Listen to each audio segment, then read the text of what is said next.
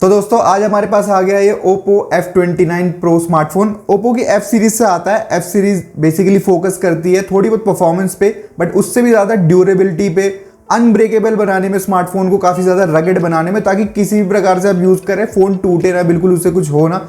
जैसा आपने पिछले Oppo F27 में भी देखा होगा ना, जो पिछले साल रिलीज़ हुआ था, उसकी काफ़ी ज़्यादा मार्केटिंग, काफ़ी कमर्शियल हुए थे उसके भी, जो दिखाता था उसकी ड्यूरेबिलिटी को, बट चीज़ें इतनी अच्छी नहीं हुई थी उस स्मार्टफोन के साथ। कस्टमर्स को काफ़ी प्रॉब्लम हुई थी, बट वो स्मार्टफोन था IP69 को सबसे पहले लाने वाला स्मार्टफोन।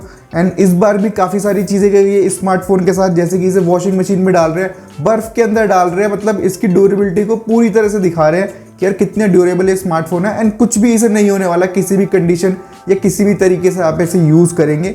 और भी काफ़ी सारी चीज़ें स्मार्टफोन के बारे में मैं आपको सब कुछ बताऊंगा, बट उसके लिए आपको ये वीडियो पूरा देखना पड़ेगा एंड चैनल को सब्सक्राइब भी करना पड़ेगा, क्योंकि आपको पता है कि इस तरह के वीडियोस चैनल पे आते रहते हैं और आप उन्हें मिस नहीं करना चाहेंगे बिल्कुल भी। स्मार्टफोन में आपको 3 वेरिएंट देखने को मिल जाते हैं एंड जो बेस वेरिएंट है वो स्टार्ट हो जाता है 27,999 से, यानी कि 8GB 128GB वाला जो वेरिएंट होता है, एंड अप टू जाता है वो 12GB 256GB वाले वेरिएंट तक, एंड उसका प्राइस 31,999 का होता है। यहाँ पे आपको 10% का कार्ड डिस्काउंट भी मिलता है, चाहे आप अमेजोन से ले या इनकी वेबसाइट से ले, तो वो डिस्काउंट यहाँ पे अवेलेबल है। एंड बाकी प्राइसिंग वगैरह अगर आपको जाननी है तो नीचे डिस्क्रिप्शन में मैं लिंक दे दूंगा अमेजोन के भी, इनकी वेबसाइट के भी, जाके आप वहाँ पे देख सकते हैं।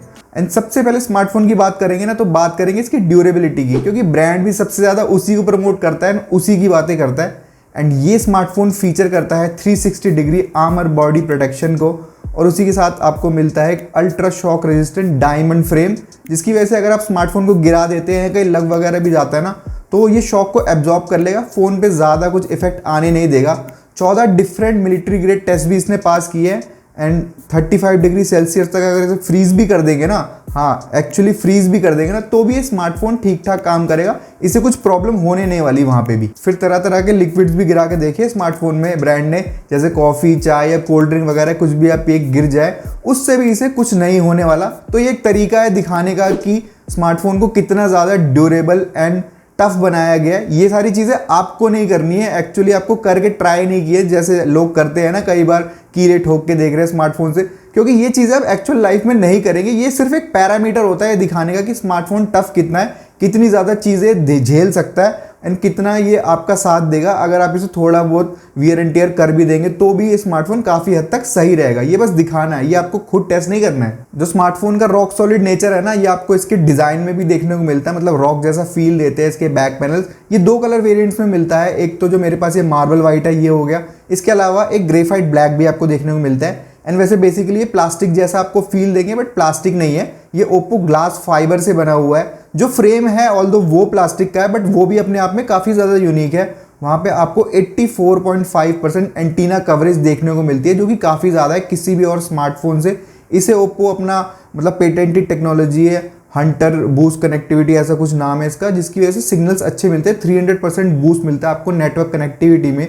तो अगर आप बेसमेंट में या और भी कई ऐसी सिचुएशंस में होंगे ना जहाँ बाकी स्मार्टफोन को सिग्नल नहीं मिल रहे, ये वहाँ भी आपको अच्छे से सिग्नल्स प्रोवाइड करेगा। फिर नीचे की तरफ आपको सिम ट्रे देखने को मिलती है, उसके साथ में एक नॉइस कैंसिलेशन माइक है, एक टाइप सी चार्जिंग पोर्ट भी है, एंड एक स्पीकर ग्रिल है। एक स्पीकर ग्रिल आपको ऊपर की तरफ भी देखने को मिलेगी। स्मार्टफोन का जो फ्रंट है, यानी कि जो इसकी डिस्प्ले है, ये क्वाड कर्व डिस्प्ले है। हाँ, चारों तरफ से डिस्प्ले कर्व्ड है, बहुत ही ब्यूटीफुल लगती है देखने में, बहुत ही मिनिमम बेजल्स के साथ आती है। एंड जो डिस्प्ले है ये एक 6.7 इंच का FHD+ एमोलेड डिस्प्ले है, 120 हर्ट्ज रिफ्रेश रेट पे चलता है, 1200 निट्स की पीक ब्राइटनेस तक भी जाता है, बट जो टिपिकल ब्राइटनेस है वो ऑलमोस्ट 800 के आसपास रहती है, जो कि ठीक ठाक है। इंडोर्स आउटडोर सभी कंडीशन में ना ऐसा जो आपको कोई दिक्कत आएगी नहीं, अच्छे से डिस्प्ले देखने को मिलता है, शार्प भी है। और एक चीज़ आपको यहाँ मिलती है, उसे कहते हैं आउटडोर मोड, यानी कि अगर आप जब बाहर जाएंगे ना तो स्मार्टफोन डिस्प्ले के कलर्स को, ब्राइटनेस को थोड़ा सा और बूस्ट कर देगा, एंड वॉल्यूम को भी थोड़ा सा बूस्ट कर देगा, कंपनसेट करने के लिए नेचर को, मतलब आपकी बाहर लाइट्स वगैरह कैसी है उस हिसाब से उसे बूस्ट कर देगा।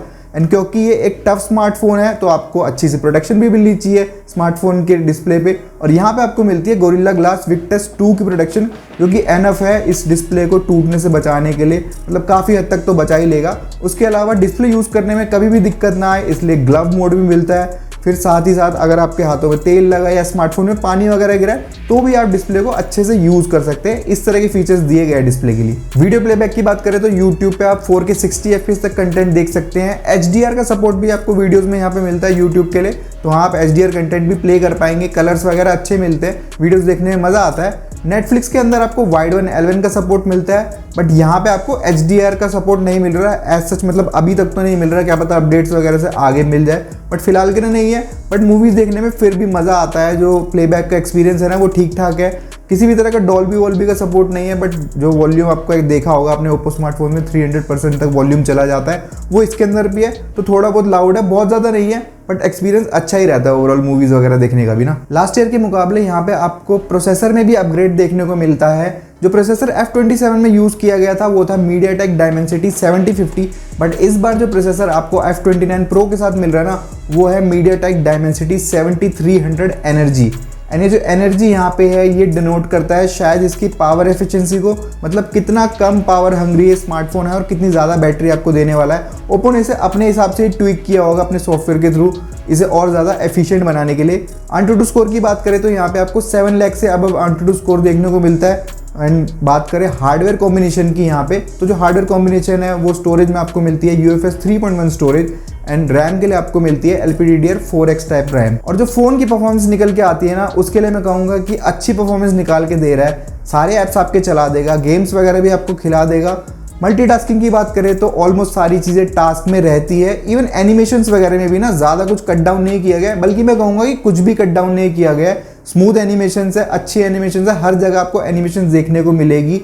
एंड ऐप्स ओपन करना, ऐप्स क्लोज करना या फिर और भी सारी चीज़ें जो जनरली आप स्मार्टफोन में करते हैं ना, ये चीज़ें बहुत स्मूथली आपको करा देता है। बहुत ज़्यादा धूम धड़ाके वाला मतलब पावर एफिशिएंट वो नहीं है कि एकदम बिल्कुल पावर हाउस है, आपकी एकदम तगड़ी परफॉर्मेंस ही निकाल के देगा। बट ऐसा भी नहीं है कि आपको ऐसा मौका मिले कि नहीं यार फ़ोन किसी चीज़ में लैग कर रहा है, सारी चीज़ें स्मूथली करा देगा। लाइट गेम तो आप सारे खेल ही पाएंगे, पर अगर आप BGMI भी खेलते हैं ना स्मूथ की सेटिंग्स पे तो आप 60 FPS तक गेमिंग कर पाएंगे।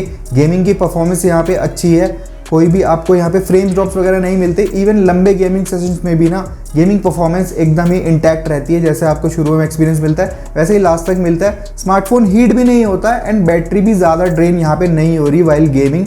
और जो बैटरी की बात करूँ तो बैटरी आपको यहाँ मिल रही है 6000 mAh की and 80 watt super VOOC charging को वो सपोर्ट करती है। एंड 5 वाट की आपको वायर्ड रिवर्स चार्जिंग भी यहाँ पे मिल रही है स्मार्टफोन के साथ। और ओप्पो एक और क्लेम करता है बैटरी के साथ, ड्यूरेबिलिटी क्लेम है, जो कि आपको 5 साल तक बैटरी में कोई इश्यूज़ नहीं आएंगे। एज इन की आपकी जो बैटरी है 5 साल से पहले तो 80% से नीचे नहीं जाने वाली है।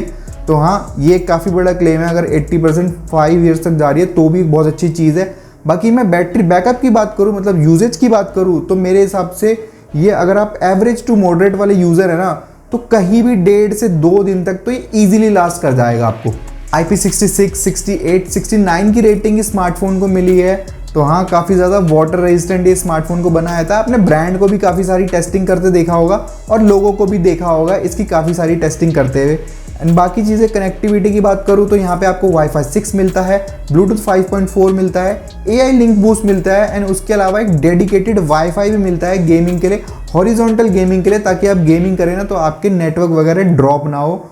एंड अगर यहाँ पे NFC भी ऐड ऑन कर देते ना तो काफ़ी अच्छी चीज़ हो जाती। कनेक्टिविटी को इंप्रूव करने के लिए काफ़ी मेजर स्टेप लिए यहाँ पे ओप्पो ने। जैसे मैंने आपको हंटर एंटीना बूस्ट टेक्नोलॉजी के बारे में तो बताया था ना, जिसकी वजह से 300% नेटवर्क बूस्ट हो रहे हैं ताकि आप कहीं भी हो तो नेटवर्क मिल जाए, वो तो है ही। उसके अलावा आपको ड्यूल सिम 5G मिलती है, उसके अलावा ड्यूल सिम एक्टिव भी मिलती है। यानी कि जैसे क्या होता था, अगर आप 2 सिम यूज़ करते हैं तो अगर आप एक सिम में फ़ोन पे बात कर रहे हैं तो दूसरे में आपको नोटिफिकेशन आती नहीं थी और सामने वाले को भी पता नहीं चलता था कि एक्चुअल आपका फ़ोन बंद है क्या है, कोई प्रॉपर नोटिफिकेशन नहीं होती थी। बट इसके अंदर आपकी दोनों सिम एक्टिव रहेगी, तो आप एक पे बात भी कर रहे हैं ना तो दूसरा भी अगर आपका फ़ोन आ रहा है तो आपको नोटिफिकेशन मिलेगी, आपको पता चलेगा। ये मुझे अच्छा लगा देख के, मतलब कि ये है तो क्योंकि मैं खुद ड्यूल सिम यूज़ करता हूँ तो कई बार ऐसा होता है कि लोग दूसरे पे कॉल कर रहे हैं, इस पे पता नहीं चल रहा। तो हाँ, ये प्रॉब्लम ओप्पो ने सॉल्व कर दी है यहाँ पे। और एक जैसा एप्पल में नहीं मिलता था आपको इन कॉल नॉइस कैंसिलेशन जैसा फीचर जो नॉइस कैंसिल आउट कर देता, वैसा ही कुछ सिमिलर यहाँ पे कॉल्स के लिए ओप्पो ने भी ऐड ऑन किया है। कॉलिंग के लिए यूजुअली कोई इतना कुछ करता नहीं है, बट आजकल जो नेटवर्क की दिक्कत है ना वो ज़्यादा है पहले के मुकाबले।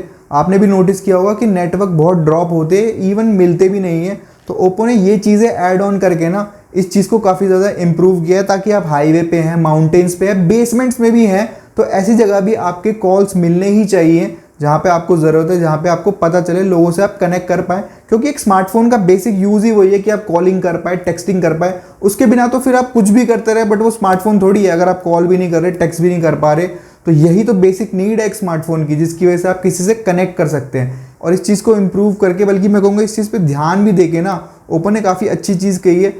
शायद फ्यूचर में इसमें और भी इंप्रूवमेंट देखने को मिले कनेक्टिविटी से लेके। अब आते हैं इसके कैमरा डिपार्टमेंट की तरफ। देखो इसे रेनो सीरीज से कंपेयर मत करना बिल्कुल भी, बट ओप्पो का स्मार्टफोन है तो कैमरा तो डिसेंट होने ही वाला है। यहाँ पे आपको रियर साइड पे 2 कैमरास देखने को मिलते हैं। एक तो 50 मेगापिक्सल का 2 एक्सिस OIS वाला मेन सेंसर है, और जो सेकेंडरी सेंसर है ये 2 मेगापिक्सल का मोनोक्रोम सेंसर है। वैसे यहाँ पे अल्ट्रा वाइड भी यूज़ कर सकते थे, अल्ट्रा वाइड यूज़ करते तो ज़्यादा अच्छा रहता, बट जो है वो है।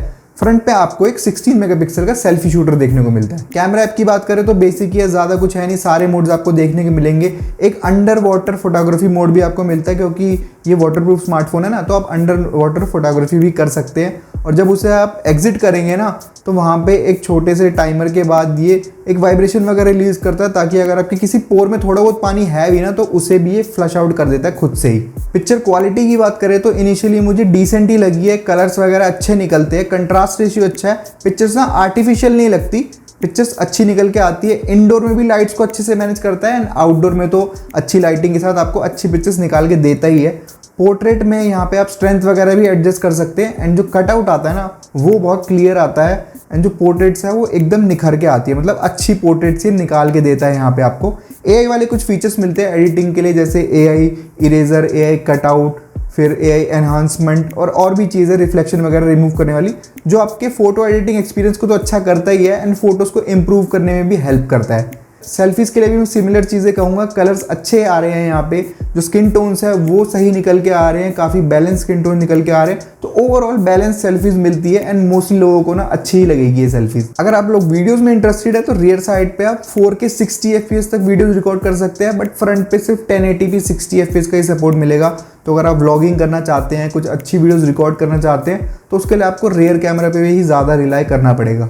ओप्पो का स्मार्टफोन है तो कलर OS पे ही बेस्ड है, कलर OS 15 के साथ आता है, एंड्रॉइड 15 पे ये चलता है, और यहाँ पे आपको परफॉर्मेंस ठीक ठाक देखने को मिल जाती है। जैसा आपको पुराना कलर OS याद होगा ना, काफ़ी साल पहले हुआ करता था, जैसा पहले आपको OnePlus के स्मार्टफोन में भी देखने को मिलता था, वो वाला अब नहीं रहा है। काफ़ी ज़्यादा इंप्रूवमेंट्स अब आ चुकी है यहाँ पे, ऑल्दो ब्लोटवेयर तो देखने को मिलता ही है अभी भी इस प्राइस के स्मार्टफोन में भी, बट फिर भी आपको 3 साल के मेजर एंड्रॉइड अपडेट्स मिल रहे हैं, 4 साल के सिक्योरिटी पैचेस अपडेट भी मिल रहे हैं, एंड छोटी मोटी कस्टमाइजेशन भी आपको थ्रू आउट मिलती रहती है। इंप्रूवमेंट्स तो ऑलरेडी हो ही रही है कलर OS के अंदर।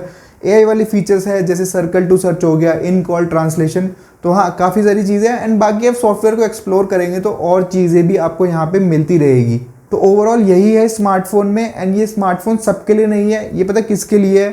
जो थोड़े से क्लमजी लोग होते हैं ना, जो अपना स्मार्टफोन कभी कहीं गिर गया, कभी कहीं फेंक दिया, पानी में चला गया, चाय गिर गई, दाल के अंदर गिर गया, जिनके साथ ये चीज़ें होती रहती है ना, ये अगर आप उस कैटेगरी में फॉल करते हैं तो ये स्मार्टफोन आपको लेना चाहिए, क्योंकि ड्यूरेबिलिटी के अंदर काफ़ी अच्छी चीज़ें लेके आ रहा है। IP66, 68, 69 की रेटिंग के साथ आ रहा है। फ्रंट में आपको गोरिल्ला ग्लास विक्टस 2 मिल रहा है, तो हाँ ड्यूरेबिलिटी के लिए ना काफ़ी अच्छी चीज़ें की गई है। इवन नेटवर्क में भी काफ़ी ज़्यादा काम किया है, ओप्पो ने काफ़ी ज़्यादा एम्फेसाइज किया है उस डिपार्टमेंट में, एंड मुझे बहुत सारे ऐसे स्मार्टफोन नहीं पता जो इस चीज़ पे ज़्यादा एम्फेसाइज करते हो। तो हाँ, अगर ये आपकी ज़रूरत है, आप उस तरह की कैटेगरी में फॉल करते हैं, तो ये आपको ज़रूर लेना चाहिए, वरना इस प्राइस पे और भी स्मार्टफोन है जो इससे ज़्यादा बेटर वैल्यू प्रोवाइड कर देंगे ओवरऑल डिपार्टमेंट्स में। मतलब इन 2 में नहीं, उसके अलावा ओवरऑल एक अच्छा वैल्यू फॉर मनी स्मार्टफोन आपको ला के दे देंगे। अगर आपको उन स्मार्टफोन के बारे में जानना है तो आपको चैनल को सब्सक्राइब करना पड़ेगा, क्योंकि वो वीडियोस आपको यहीं पे मिलेगी, इस चैनल पे मिलेगी, जाके आप चैनल पे चेकआउट कर सकते हैं। आगे भी आने वाली है ऐसी वीडियोस, तो सब्सक्राइब जरूर कर लीजिएगा। वीडियो अच्छा लगा हो तो लाइक भी कर लीजिएगा, और कमेंट करके ज़रूर बताइएगा कि आपको स्मार्टफोन कैसा लगा। फिर मैं आपसे मिलता हूँ एक नई वीडियो में एक नए प्रोडक्ट के साथ।